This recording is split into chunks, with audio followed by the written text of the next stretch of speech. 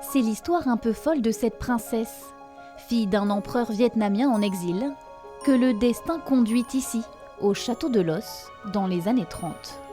Pour reconstituer la vie de Noumaï Danam, Martin de Roquefeuille, le jeune directeur du château, invite ceux qui l'ont connu comme Jean-Claude à raconter leurs souvenirs.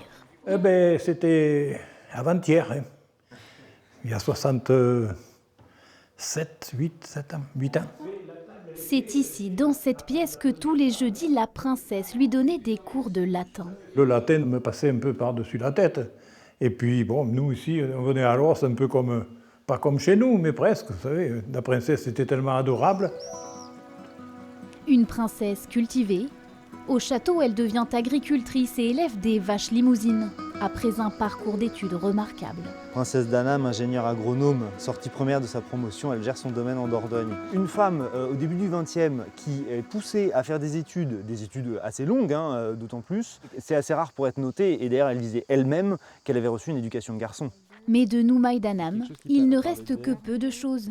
Ses coupures de presse, quelques textes et photos, et puis maintenant, ses témoignages. Tu viens au château de Los, elle avait son caractère, mais enfin elle était quand même adorable. Des détails précieux que seuls les souvenirs peuvent retranscrire. Je veux tout simplement qu'on garde la mémoire de cette femme à la fois extraordinairement simple et complètement atypique. Nul ne sait encore ce que deviendra le travail d'archives autour de cette princesse tombée amoureuse du Périgord, Tonac, sa terre d'adoption où elle repose aujourd'hui auprès des siens.